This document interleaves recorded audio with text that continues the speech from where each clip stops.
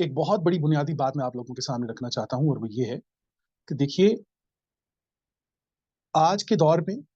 और कई कई सदियों से हम हमारा तरीक़ाकार ये है कि किसी भी कौम, माशरे, औलाद, नस्ल को अ, बदलने के लिए, उनके अंदर उनको चेंज करने के लिए, हमने हमेशा निफ़ाज़ पर ज़ोर दिया है।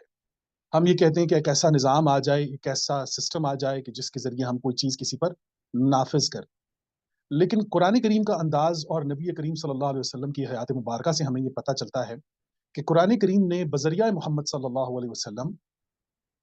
निफ़ाज़ से पहले नफूस की तैयारी की है, नफूस की तरबियत की है। जब तक हमारे पास बाबरकत तरबियत याफ़्ता नफूस नहीं होंगे, उस वक़्त तक हम किसी भी निफ़ाज़ के हकदार नहीं होंगे। ये एक अंदाज़ है कुरान करीम का और आप सल्लल्लाहु अलैहि वसल्लम की हयात मुबारका में हमें ये पता चलता है।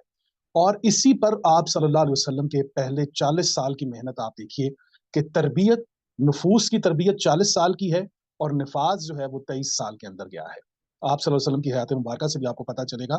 कि आप अगर नफूस पर मेहनत कर लें, तो फिर निफ़ाज़ पर आपकी मेहनत कम हो जाती है क्योंकि ऑलरेडी आपके पास नफूस मौजूद होते हैं, जो अपने मकामात पर, अपने-अपने ओहदों पर, मनसब पर, वो अपनी-अपनी ड्यूटियाँ कुरान ही के साए में, आप सल्लल्लाहु अलैहि वसल्लम की हयात मुबारका उसवा हसना के साए में वो अपना किरदार अदा करते हैं। तो हमारी भी कोशिश यही है जी कि हम लोग इन प्रोग्राम्स के तहत जो है वो एक ऐसा निज़ाम, एक ऐसा सिस्टम मुतारिफ़ करवाएँ कि जिस तरबियत से गुज़ार कर हमें नफूस की तैयारी में आसानी मयस्सर आ